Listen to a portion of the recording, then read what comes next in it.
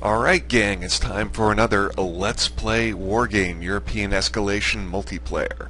And as usual, I am DigitalAdhesive, and as usual, I am also playing the Pact side. Having grown up in the West, I'm pretty familiar with Western armaments and vehicles, so I don't know, I always find Eastern equipment a little bit more exotic, and I like messing around with them a little bit. Okay. So, I played this game probably about 3 or 4 days ago. I don't remember everything that happened in it. I did watch this replay after playing it initially, so I have seen what the other side does, but yeah, I'm still going to leave it on neutral, just because I think you guys should have the benefit of seeing what everyone does, my opponent included. I don't know who this person is. I just set up a match, and he joined, and so we started playing. Alright, so I'm going with 4 artillery pieces next to an FOB, and there we go, got speed under control. And I do my normal thing of going for Foxtrot on this side of the map. And I believe I'm also going to follow standard operating procedure of stationing some guys in the Delta Woods and the little farm that's there. And my opponent has brought up 4 supply vehicles, some Sheridans, some Bradleys, and he's got some adequate air defenses back at his base. And he's going right into Bravo. He's going pretty slow though. He's not exactly burning rubber to get where he wants to go. I fly my Mi-2 over there and I start shelling his Bradleys and his Roland there. Now if I remember right, this guy gave me some crap after the game for using artillery. He said something like, artillery, as if, you know, using 4 of these Danas somehow invalidated any progress I made in this match. But whatever, you know, some people just don't like artillery. Hell with them. Got my coffee. Okay. So he's not being too aggressive here. He's given up Charlie. He's not even really making a push for these woods. Usually it's not uncommon to encounter resistance right along where my Mi-2 is hanging out. But he's just taking his time. Although my scout here does notice, it really notices now that that missile's been fired, that he's sneaking some guys along here to the west of Echo, probably trying to get down towards Foxtrot and harass my my reinforcement vector there. So I pull my little UAZ, this is back before I started using armored recon, my UAZ into the woods just to try and save it and hide it. But he wants to chase it with the Bradley. That's cool. That's cool. And up here, I brought a couple of gunships. A couple of Hinds. Unfortunately, I didn't bring a scout up there. Either there's no recon unit with those Mi-24s, which is, you know, a mistake. It's not something I would do these days. And of course his Rollins take one peek at my scout helicopter and they say balls to that, and they totally take it out. And this displeases me, so I retaliate with my artillery, which seems to be not that effective right now, although it is making him move his guys. And it worried Frost down there, as well it might. Those are big shells. Alright, so I've got some AA in these woods over here, and I've got a lot of infantry.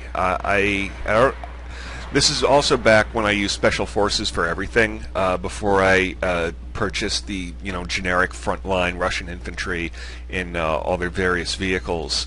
And the VPZUs are fantastic, but they're also, you know, you don't get many of them. I think you only get 8 per round, or per game. And the vehicles they come with really aren't that great. These little Scots, they're fast, they're fantastic for getting where you want to go quickly, but they don't have any weapons on them, I don't think. They might have a little machine gun, but nothing really effective. One of the reasons I like using the generic infantry now is they come with a great BMP that has a good cannon, and I think it even has an ATGM missile on it. So they cost more up front than the Special Forces do, but you get a really nice armored vehicle out of it that can put out some pain. Alright, so I think at this point I'm just blind firing. I know he's got a bunch of stuff in Bravo, so I'm just hoping I get lucky with a shot. We're pretty matched up for points. He's got 65 to my 60, you know, pretty standard fare, and he's really trying to get more points by tracking down my UAZ. He really wants it dead. He's got his Sheridans there. He's hunting for it with a Gazelle. Does he see it? At this point, he doesn't, because those woods, when you're not moving, when you're still, they do their job. And that recon unit I'm using, that UAZ, is not big. It is a small target. He really wants it dead, though. He's moving in the Bradleys. He's going to have to see it in a second. No, damn. Oh, there it is. There it is. And I have a feeling those Sheridans are about to put a round right through my UAZ. I don't know why I thought it was a good idea to move. Oh, no, the Bradley's going to take... Yeah. Saw that coming. But not much is going on. I'm keeping track of his units, of his M91s. Yeah, I see them there, and I just keep shelling the crap out of him, and he just keeps them there for some reason. I don't know why he's not moving them. Maybe he's busy over here. Alright, so I got a couple of T-62s and some anti-aircraft artillery, but this is not really a good situation. Yeah, those toes are just going right for it. And man, it just goes to show you how great when those ATGMs are when you actually can see the enemy. You can shoot from incredible range. Like, I don't think... Well, no, I can see them, but I can't really do anything to them. And of course, look, he's got mortars and he's bitching about my artillery. Screw that guy.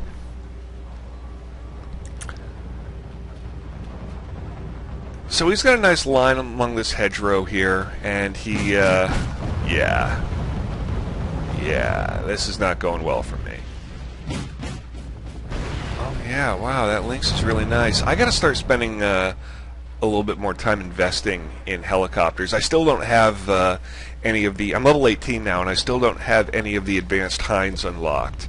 I pretty much just use them for transport and for, well, that's about it, really. Like the default Hind is okay at killing soft targets, but I tend to use the Havoc, the Mi-28, for all the heavy lifting, and I use them poorly because they always die, because I get overzealous and bite off more than I can chew with them, and that's 165 points to lose. It's you really got to be careful with them.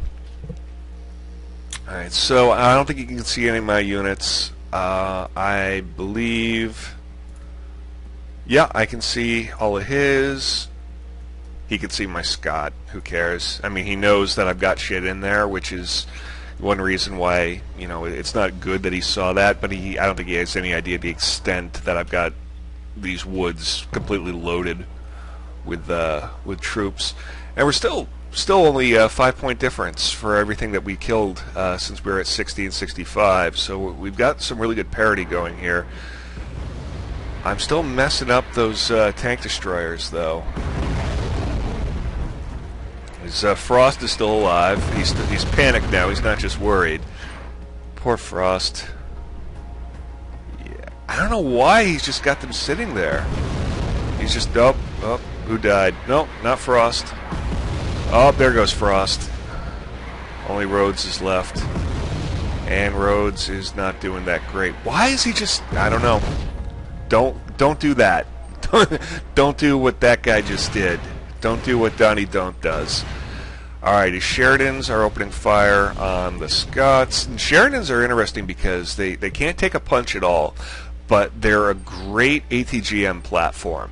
And I don't play NATO that much. I really started out building a pack deck, but lately I've tried to buy different units in parity, because I do want to get good with NATO. I just haven't really been concentrating on them yet. But the Sheridans definitely have a place on my list of units to buy.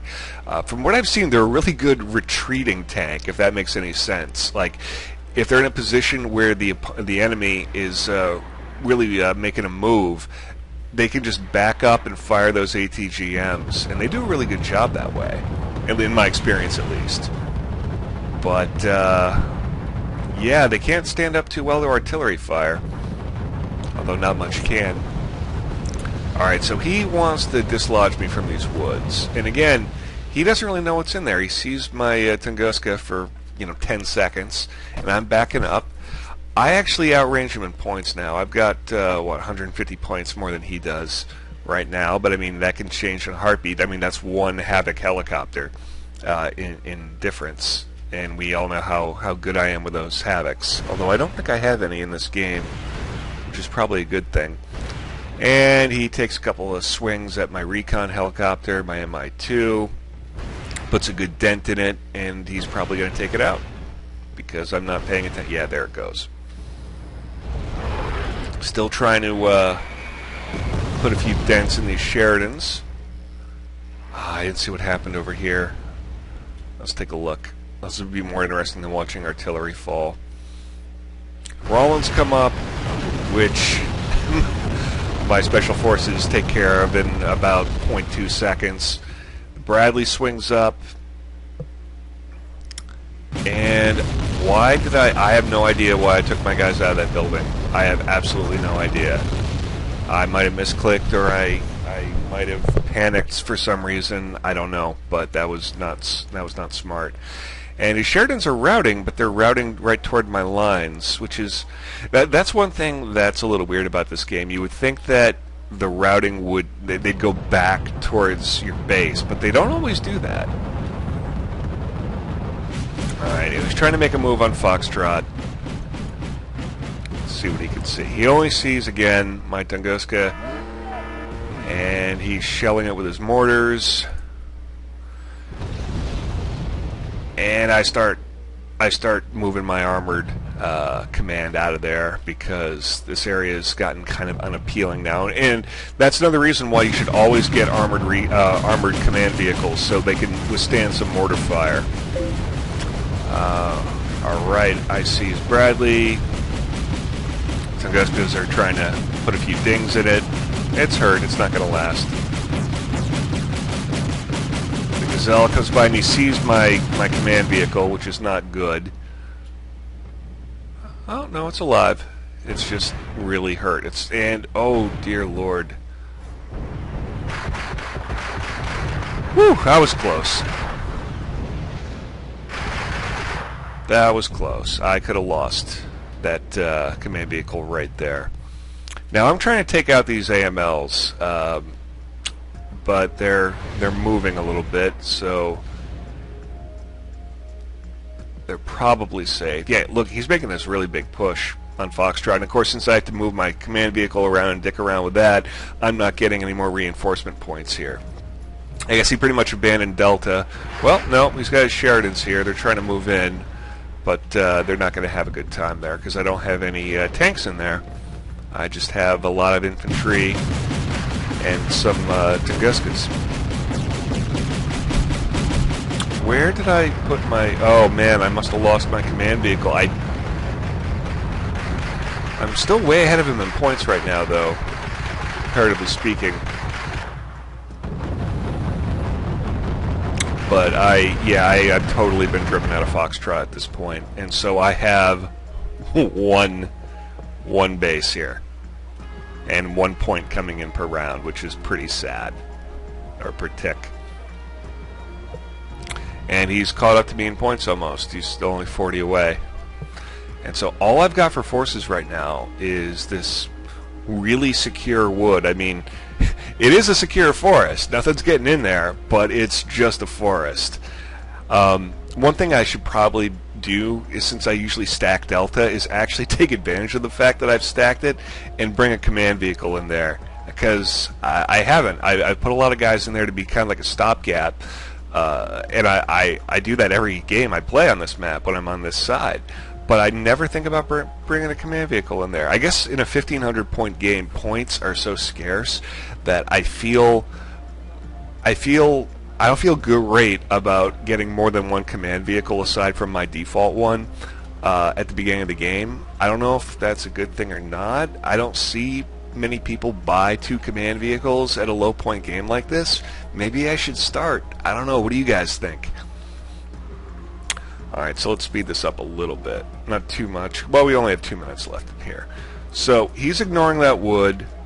I'm still ahead of him by 40 points though, so the ball's in his court. He's got to push in 2 minutes and 28 seconds to make up those 40 points. And just period. There's nothing else he can do for it. He knows his forest is bad news, and so the only thing he can do, since he doesn't see any of my guys, is push on hotel. Because he knows, obviously, I've got at least 200 points worth of stuff in hotel.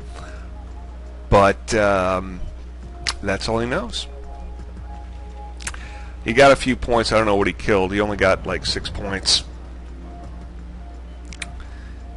And why is that unknown? I had neutral on. That's a bug. Whatever it is, Cobra's going to make short work of it. Oh wow, there's a whole bunch of fighting going on over here. I can't believe I didn't catch that for you guys. I'm sorry. Well, looks like he sent a lot of helicopters toward me, and I made short work of them. And he's still messing around with those Sheridans. There's 1 Sheridan left. So now he's really got to make up some lost ground. But I don't think he's going to be able to do it in time. Like I said, it's been about 4 days since I saw this replay, so I'm a little foggy on the details. But, yeah, that's how quickly you can lose some points, especially if you bring in helicopters. I don't know why he thought it was a good idea to fly helicopters over here, especially since he saw that I had Tunguskas in there. I mean, I was looking through his point of view for, about 10 seconds, and he saw them. Maybe he just didn't click. Maybe he didn't know what he was shooting at. But here he is, trying to make up those points at 200 point deficit roughly in 40 seconds. Do I see him coming? Nope. I see his Roland. Okay, and now, yeah.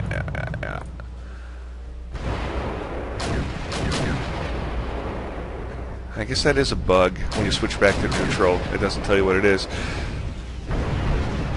Now, he does make up some points here because this is actually a very smart move now that I look at it. He's got the Bradley doing, checking out what I got here, and that allows his Sheridans to fire those ATGMs way the hell back where I can't see him.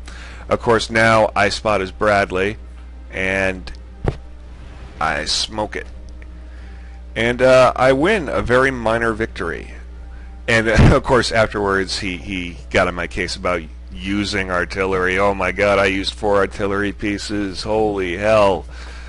But I digress. Anyway, short game, but again, it goes to show just sort of what a quagmire the midfield can be, and how effective anti-aircraft can be, and how expensive those helicopters are. I mean, I don't know what I shot down exactly because unfortunately I wasn't looking at it when it happened, but you saw it was like 200 points I made up right there when I thought it was going to be like razor thin. And I mean, granted, the margin of victory was still pretty small. I mean, who knows? He might have been able to pull off a victory or at least a draw. But anyway, thank you very much for watching. As always, rate, comment, subscribe. Let me know what I'm doing wrong. Let me know what I could be doing better in this game. And thank you very much for watching. I'll catch you next time. Take care.